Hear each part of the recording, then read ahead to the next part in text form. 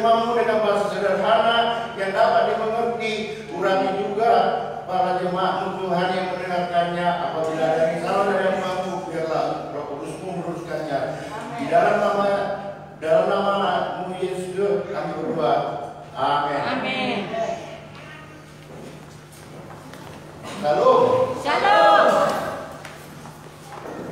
Bapak kita ambil saat ini dari Yakobus 5 ayat 7 sampai 11.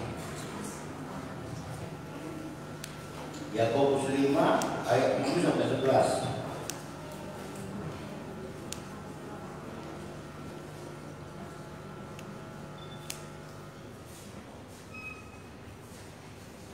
Kita baca sering. Saya yang pertama lanjut. Karena itu saudara-saudara, bersabarlah sampai kepada kedatangan Tuhan. Sesungguhnya petani menantikan hasil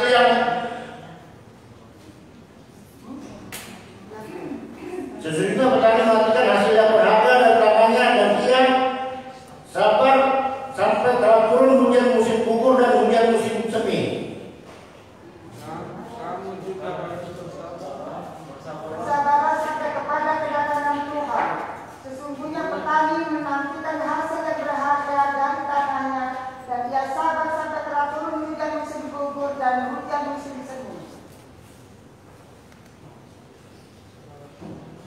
Ya, saya ulangi. Karena itu, saudara-saudara, bersabarlah sampai kepada kedatangan Tuhan. Sesungguhnya petani menantikan hasil yang berharga dan tangannya, dan dia sabar sampai telah turun hujan musim gugur dan hujan musim semi. Kamu juga harus bersabar dan harus meneguhkan hatimu, karena kedatangan Tuhan sudah dekat. Saudara-saudara, janganlah kamu bersungut-sungut dan saling mempersalahkan, supaya kamu jangan dihukum. Sesungguhnya hakim telah berdiri di hadapan pintu. Saudara-saudara, turutilah terhadap penderitaan dan kesabaran para nabi yang telah berbicara demi nama Tuhan. Sesungguhnya kami menyebut mereka berbahagia, yaitu mereka yang telah bertekun. Kamu telah mendengar tentang ketekunan Ayub, dan kamu telah tahu apa yang pada akhirnya disediakan Tuhan baginya, karena Tuhan Maha Penyayang dan penuh belas kasihan. Di judul berikut ini berjudul bersabar dalam penderitaan. Jadi ayat ini kita mulai. Karena itu, artinya karena itu berarti ada nas sebelumnya. Nas sebelumnya itu adalah yaitu di Yakobus 5 ayat 1 sampai 6 yang menyatakan bahwa orang kaya menindas orang-orang yang miskin. Kalau di zaman dahulu kan masih bilang ada zaman perbudakan. Artinya orang kaya yang berkuasa. kuasa. Kalau zaman sekarang ini udah beda. Sekarang nggak ada lagi udah tidak berkuasa banget. Sekarang lagi orang kaya. Nah, seperti zaman dulu waktu zaman perbudakan, bahwa orang kaya itu harus dihormati, disanjung. Tapi yang ada kesamanya adalah satu. Kita orang miskin terkadang terlalu menjadi orang kaya. Akhirnya orang kayanya besar kepala. Kita kagum, silakan saja kita kagum, tapi jangan sampai kita diatur. Terkadang kita melihat sesuatu itu dari keberhasilan seseorang. Kita melihat hasil, wah karena si A kaya, berarti dia orang yang berkati Tuhan, dia orang yang berhasil. Di sini dikatakan karena itu, saudara-saudara bersabarlah sampai kedatangan Tuhan. Padahal intinya kita tujuan hidup kita adalah untuk menunggu kedatangan Yesus yang kedua kali. Bukan tujuan kita untuk menjadi orang kaya, orang sukses. Keberhasilan dunia atau keberhasilan surgawi. Tujuan kita dalam hidup ini. Seperti digambarkan di sini dikatakan apa? Sesungguhnya petani menantikan hasil yang berharga dan tangannya. Terkadang kita orang percaya sering kecewa dengan Tuhan. Kenapa kita kecewa? Seperti petani di sini, dia harus membibit, membajak, menanam, memupuk, sampai menunggu panennya. Datang Tuhan menyiapkan musim hujan, musim semi, agar tanaman itu bisa tumbuh dan panen pada waktunya. Tuhan sudah menyiapkan semuanya. Terkadang kalau mau jadi petani, ditanam panen, tidak perlu capek-capek.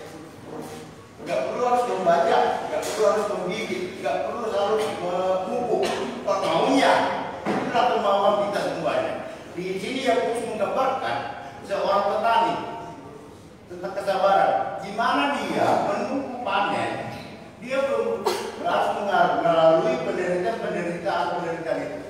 Karena di judulnya apa? Bersabar dalam penderitaan. Untuk mencapai sebuah hasil, itu harus melalui proses itu. Tidak ada langsung dipanen, langsung dibibit, langsung hus.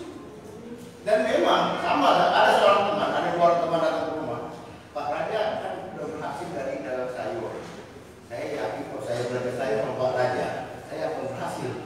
Wah, begitu Pak. Setiap orang yang belajar sama saya, tapi pasti berhasil Pak. Tapi enggak Pak. Dagangan itu sama saja. Persoalan utama bukan dagangannya, prosesnya. Saya juga dari nol. Ada orang pernah minta tolong saya ajari dagang. Baru saya bisa modal. Wah, modalnya banyak Pak. Saya itu modalnya hanya 5.000. Cuma ya jajannya begini. Enggak, kalau bapakku saya nggak mau. Bapak perlu bilang. Nah, kalau begitu Pak, itu kemodalan namanya. Maunya. Kalau kita kan mau buka usaha misalnya, mau jadi buka sembako gitu, langsung ambil besar gitu, modal besar gitu, langsung mau besar. Karena memang dari dunia kita itu ingin yang praktis. Di sini yang fokus mengingatkan juga, kita harus menjadi seorang petani. Dari mulai membaca, membibit, memupuk, menuai, menjaga, mengusir serangan hama. Semua harus melalui penderitaan. Tidak ada keberhasilan langsung instan. Banyak orang percaya inginnya seperti ini. Kalau kita sudah jadi hamba Tuhan, saya jadi hamba Tuhan. Ternyata saya mengalami goncangan. Waduh, percuma saya melayani Tuhan. Percuma saya setia pada Tuhan. Percuma saya memberi persembahan. Kok ekonomi saya jatuh? Kan kita mungkin berpikir begitu. Banyak mungkin hamba Tuhan juga begitu. Karena kita berpikir, kalau sudah dekat Tuhan, kita berarti sudah harus menjadi damai sejahtera. Dan sejahtera itu mana? Karena damai sejahtera, sabar, itu adalah buah roh. Ini buah dari Roh Kudus, bukan buah dari dunia. Kalau kita mau malam sejahtera dari Tuhan. Tapi kita tidak menunggu apa? Kamu juga harus bersabar dan harus menunggu hatimu karena kedatangan Tuhan sudah dekat. Bukan karena kita miskin kita hina. Yang buat kita hina perilaku kita. Terkadang saya misalnya dengan ekonomi sekarang misalnya, saya akan agak sombong. Saya biasa hina. Gara-gara begini, gara-gara begini. Suka-sukanya ngomongin orang, suka-sukanya ngatain orang. Artinya perilaku kita itu bukan harga diri kita itu bukan karena kita biar tinggi satu, tapi apa yang kita perbuat, apa yang kita tanam, apa yang kita jalani, proses yang kita lakukan. Kita terkadang tidak mau menghadapi proses, maunya langsung instan. Terkadang rumah tangga juga bisa pecah. Suaminya anaknya, apalagi masa pandemi sekarang ini. Belum mulai goyang. Banyak yang dirumahkan. PT dikurangi karyawan, tidak boleh promo. Berarti jarak kerja harus pengurangan. Mal-mal, karyawan mal, karyawan Indomaret, banyak pengurangan. Oke, nggak pengurangan, tapi pengurangan di jawab gaji, karena dia berkurang. Artinya di zaman pandemi ini juga kita pasti mengalami penderitaan ini. Kita masih mengalami penderitaan, tapi gimana kita dalam menghadapi penderitaan ini? Apakah kita menghadapi dengan bersabar? Asal 13 saya Asal 16 ayat 32. Asal 16 ayat 32 dikatakan apa? Orang yang sabar melebihi seorang pahlawan, orang yang menguasai dirinya melebihi orang yang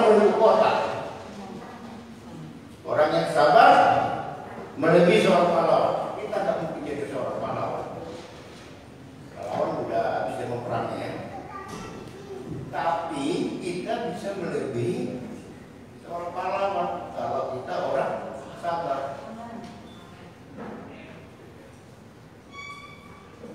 Kita nggak mungkin jadi pahlawan, tapi bisa jadi pahlawan kalau kita lebih dari sabar. Sama seperti waktu kita kan mau bayar di Timor ya, belanja mau bayar antri kuat panjang, sampai lebih panjang dari ke sana, lebih panjang mutar-mutar, akhirnya nggak sampai-sampai.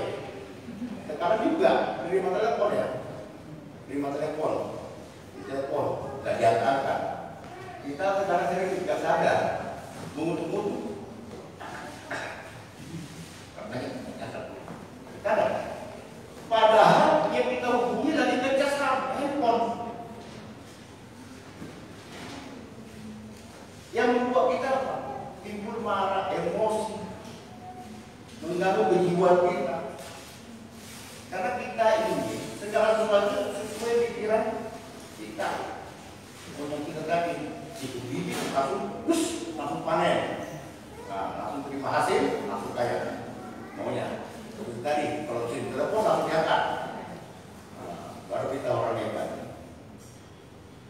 Padahal yang kita hubungi susah. Baru di jalanan macet.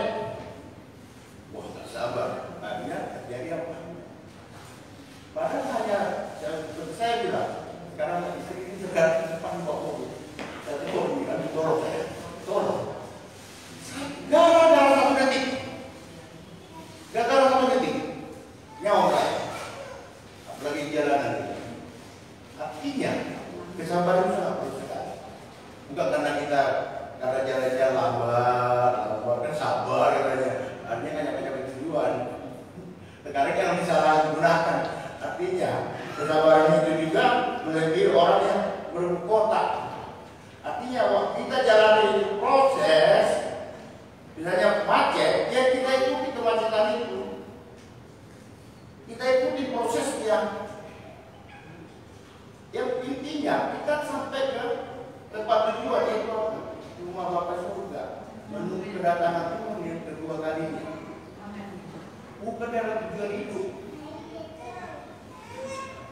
Ada seorang istri pengusaha, dia punya anak, suaminya bagus, kemudian dia karena dia suaminya bagus, dia nggak kuat, dia kasih lihat anaknya, akhirnya dia diracun, anaknya diracun semua, habis diracun disusun, kemudian dia saya suaminya, saya juga gimana, kita Pak, saya nggak mau mereka berdiritas,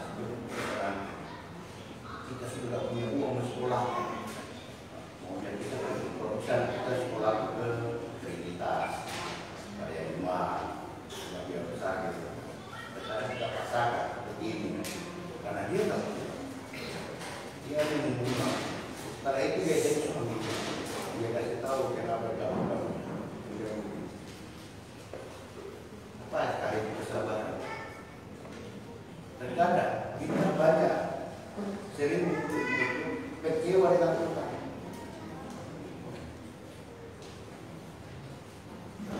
Kenapa kita kecewa dengan Tuhan? Karena kita tidak percaya kepada apa yang rencana Tuhan. 1 Korintus 13.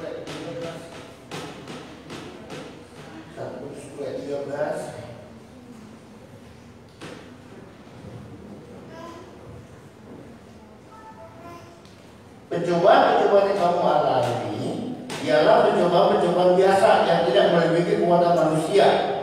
Sebab Allah setia dan karena itu Dia tidak akan membiarkan kamu dicobai melampaui kekuatanmu. Pada waktu kamu dicobai, Ia akan memberikan kepadamu jalan keluar sehingga kamu dapat menanggungnya. Kamu sudah petani lagi, kita kembali lagi ke petani.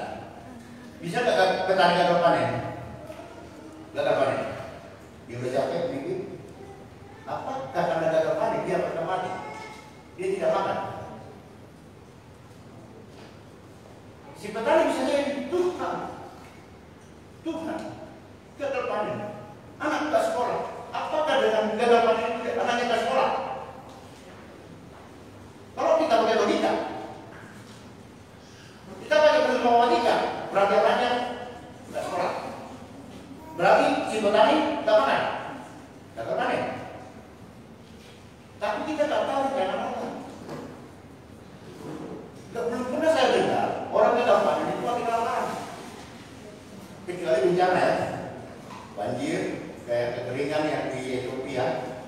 rencana. Tetapi kalau dalam keadaan standar, gagal panen, pengangguran, mati kelaparan. Karena kita nggak pernah percaya kepada rencana Tuhan. Padahal Tuhan sudah menyiapkan.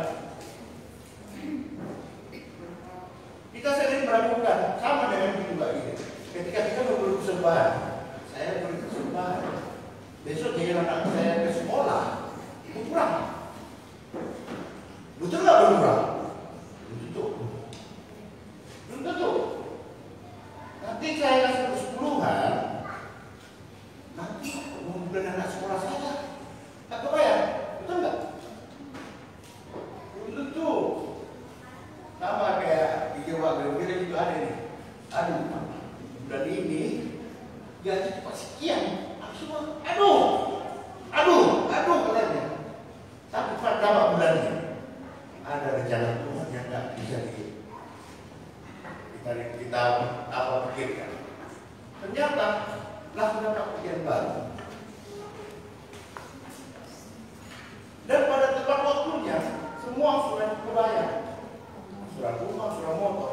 Padahal dari gaji itu sebelumnya memang kerja di sini ya. Ini ya. Kalau itu pada apa tiba-tiba karena pas dia kita ini akan dia dibayar. Nah, tiba-tiba dia dapat apa bagian dari PDB dan hasilnya kebayar. Kita nggak tahu apa rencana Tuhan kepada kita. Bukan umat Israel yang memanggil Allah, bukan Musa yang memanggil Allah. Allah yang memanggil umat. Allah yang memanggil Musa untuk membawa ke negeri perjanjian. Artinya Tuhan punya rencana kepada hidup kita. Tinggal kita di mana. Percaya nggak kepada Tuhan bahwa ada rencana Tuhan yang terbaik. Amin. Kita sering menggunakan logika matematika. Dalam hal memberi pada susah. Karena kalau udah hitungan matematika, memberi itu tetap dalam 1 kurang 5 kurang 1 tetap 4. Tetap 4, nggak mungkin. Ternyata 5 kurang 1, dalam Tuhan bisa aja 5 kurang 1 jadi 8. Ya kita nggak tahu rencana Tuhan apa. Seperti bilang tadi, sekarang ada apa kita kan? Waktu kecil di persembahan, besok di anak saya, Selasa, Rabu. Sekarang kita sering berhitung begitu. Padahal kita kasih juga besar. Besok ada aja di anak kita dari mana? Udah mah, sekarang anak kita bilang, udah mah, nggak apa-apa gak jajan. Kayaknya saya nggak sadar jajan hari ini, bisa jadi. Ada rencana Tuhan yang di luar pikiran kita. Makanya juga gambarkan di sini. Apa tadi dibilang dikatakan di Yakobus Muslimah di berikutnya, Yakobus Muslimah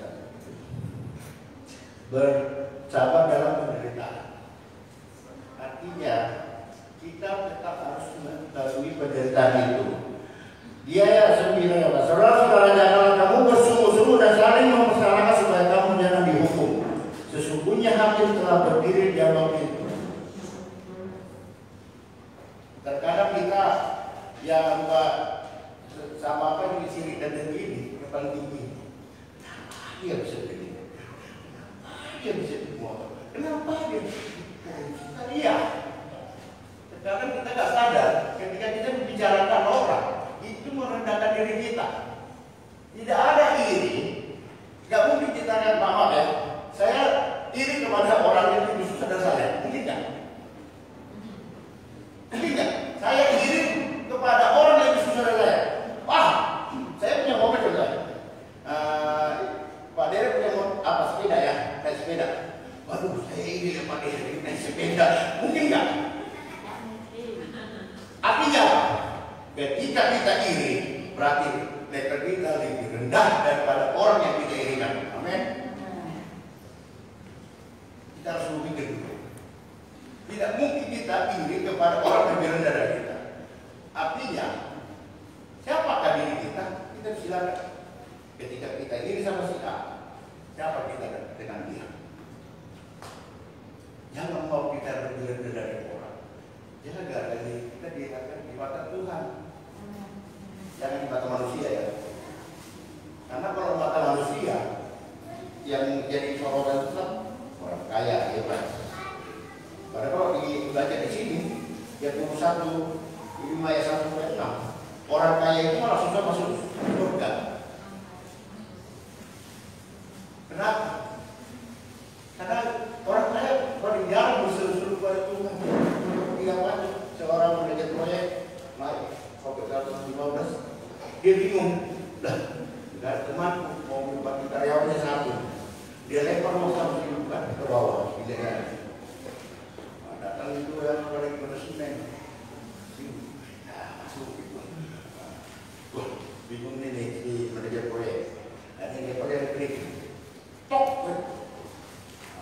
Anak si karyawan proyek lihat ke atas.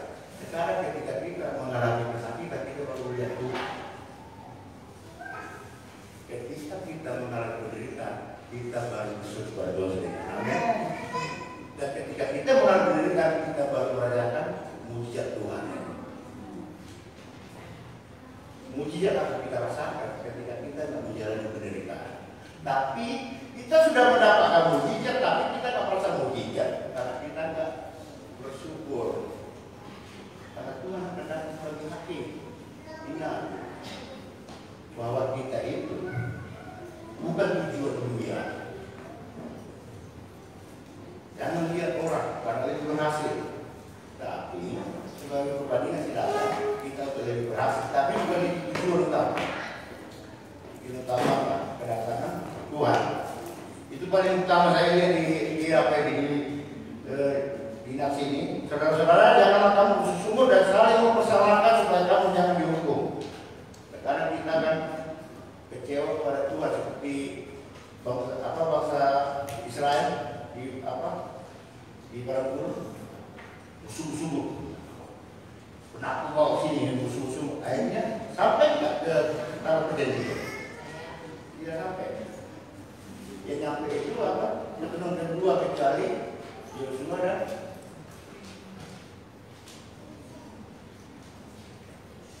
agar kita sampai ke tanah perjanjian, kita sampai ke kerajaan Allah, sampai ke daerah menuju datang ke Tuhan. Jangan bersungguh-sungguh. Karena tinggi manusia itu paling suka bersungguh-sungguh. Tuhan tidak perlu sama saya. Tuhan, saya sudah melayani Tuhan. Tuhan, kok ekonomi saya menurun? Akhirnya melayani tinggalkan. Terkadang sampai ada kata-kata kalau menjadi hamba Tuhan harus menderita. Benar katanya di sini. Ya, apa katanya? Saudara-saudara, turutlah teladan penderitaan dan kesabaran para nabi yang telah berbicara demi nama Tuhan. Para nabi juga semua menderita. Karena nggak berarti menderita. Orang yang saleh, orang pilihan Tuhan, semua mengalami penderitaan. Elia sampai lari takut dibunuh. Musa dimaki-maki. Daniel dibakar. Masuk ke kamar buatnya. Paulus dikejar-kejar. Murid-murid Yesus mati disalib. Bukan karena kita jadi hamba Tuhan, menjadi orang kaya. Tetapi menjadi hamba Tuhan adalah tujuannya apa? Kemenangan iman. Menuju kerajaan surga. Jadi kalau kita jangan berharap ini, kalau sudah saya jadi hamba Tuhan, saya pasti sukses, saya pasti berhasil, saya pasti kaya. Jadi bagus tidak apa-apa, usah. Karena bukan tujuan kita dalam kehidupan ini. Dua roh dengan sejahtera, kesabaran, dua roh, bukan dua dunia. Jadi jangan menganggap ketika saya sudah melayani Tuhan, saya pasti diberkati, saya pasti hanya kita menjemput Tuhan. Tuhan itu bukan apa? Kalau dulu kan berbakaran, dia kasih bakaran, masyarakat Tuhan itu kanibal. Kayak kita sekarang kan, kita kasih kesembuhan itu, kita kasih kesembuhan, itu jemput Tuhan. Ini bukan cerita dunia. Tapi percaya, ketika kita memberikan itu, Tuhan memberikan yang terbaik. Cuman jangan ada di pikiran kalau saya beri saya akan dapat berkat. Nah, itu beda lagi. Karena kita harus memberikannya benar-benar dari hati kita balik dalam. Dan memang kita harus mendengar suara Tuhan. Seperti Abraham, anak yang ditunggu, Ishak, lama dinantikan, berikan jadi kompor bakaran. Apa bikin Abraham? Dia bawa, dia siapkan kayu, imannya diuji. Makanya Abraham itu siapa? Bapak orang beriman, bapak orang percaya. Dia bisa dengar suara Tuhan. Dia mempersembahkan anaknya karena dia bisa mendengar suara Tuhan. Artinya, apakah kita memberi persembahan itu karena kita juga mendengar suara Tuhan? Atau karena perhitungan pikiran kita? Jadi kan kalau gereja orang memberi persembahan, saya ikut memberi persembahan. Nah itu terjadi dulu kan? Nanti kan kalau kasih persembahan, nanti baru dia orang kasih persembahan. Jadi artinya kasih persembahan itu biar dia orang saya memberi persembahan. Walaupun rapisinya dibuat begini, berikan dengan suara Tuhan. Ya Abraham, bapak orang ini. Bukan berarti Tuhan mau menyuruh Abraham untuk bisa dia siapkan anak domba. Artinya ketika Tuhan mungkin menguji kita, tapi kita akan mendengar suara Tuhan. Padahal Tuhan mau buat rencana yang lebih baik, di situ masalah. Kita nggak bisa dengar suara Tuhan itu. Si katakan Nabi juga mengalami mereka. Artinya ketika di bagi kita anak-anak satu katanya, siap nggak? Ini cuma anak satu. Kegembala, baik lagi pun katanya, tak Tuhan, mungkin. Tapi ketika berubah dengan suara Tuhan, ya ada masuk Tuhan. Terkadang bisa nggak kita dengar suara Tuhan? Ya banyak bersujud. Seperti Nabi menjadi pelayan Tuhan. Kalau kita nggak melayani Tuhan, gimana kita dengar suara Tuhan? Kalau kita nggak biasa mendengar firman Tuhan, gimana kita dengar suara Tuhan? Kalau kita nggak biasa lagu pujian penyembahan, gimana kita dengar suara Tuhan?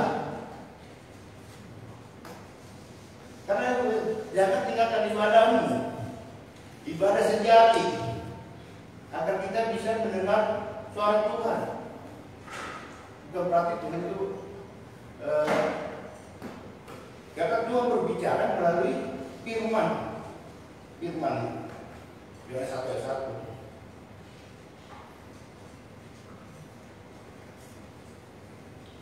Mana ada orang sesuatu dengan suara Tuhan?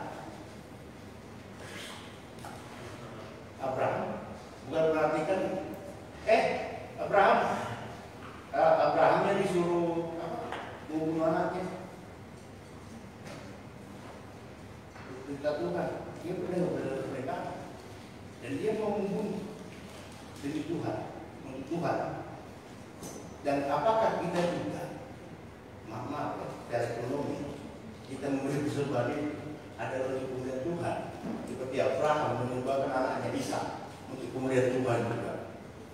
Itu buat mahal loh, nggak bisa dinilai duit. Gimana kita dengan persembahan kita juga? Ya, kita memberi persembahan itu, apakah kemudian Tuhan atau ya seperti saya bilang tadi, malu nanti lihat orang nggak kasih persembahan, kan nggak lucu. Semua kasih persembahan, maksudnya nggak kasih, gitu. Makanya saya kasih persembahan saya. Jangan sampai begitu. Saya kira kita bahas berbeda tidak ada begituan. Amin. Saya percaya kita memberinya karena kita dengar suara Tuhan. Amin. Sesungguhnya kamu yang menyebut mereka berbahagia, yaitu mereka yang telah bertekun. Kamu telah mendengar tentang ketekunan Ayub dan kamu telah tahu apa yang ada. Pada akhirnya disediakan Tuhan baginya, karena Tuhan Maha Penyayang dan penuh belas kasihan. Kita bayangkan penderitaan Ayub. Kau berdosa, kata temannya. Anak mati 10, ternak habis, penyakitan. Berarti kamu berdosa. Sampai tuduhan itu diterima. Kenapa ini semua bangkrut? Kenapa semua hancur? Karena berarti kamu sudah melawan Tuhan.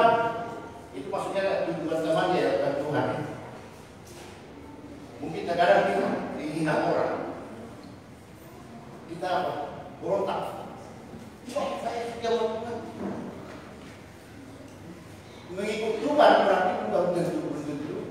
Seperti Ayub mengikut Tuhan, setia bertuhan, tapi juga dapat hinaan. Artinya ketika kita jadi bertuhan, jadi nabi Tuhan, pelayan Tuhan, bukan berarti kita nggak dapat hinaan. Barangnya mah khotbah, dia keren aja dia orang. Bodoh banget itu khotbah. Ternyata di atas itu begini, ternyata di kantornya begini, ini begini. Nah, kalau dengar begitu, tapi saya bukan lagi. Saya menanya di situ. Bukan saya misalnya saya melayani bukan karena ada sesuatu. Tetapi juga berarti karena saya melayani, saya dapat aku jatuh kayak apa? Kayak hujan. Ya apa berkat itu? Berkat. Iya berkat jasmani saudara.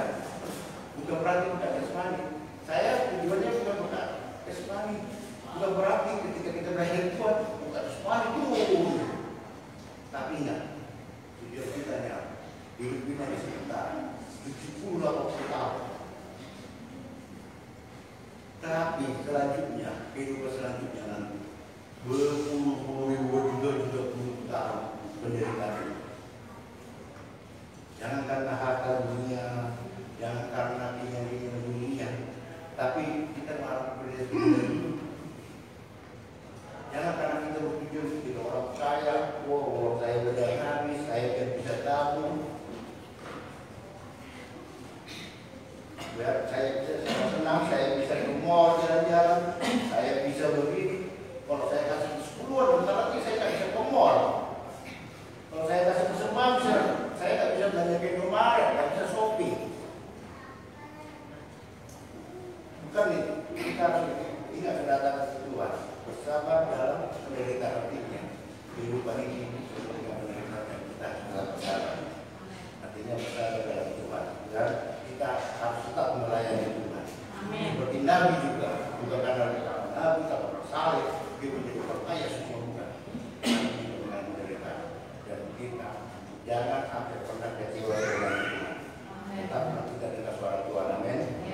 Dan percaya di hari ini kita bahwa kita semakin dekat dengan Tuhan. Ya. Di musik.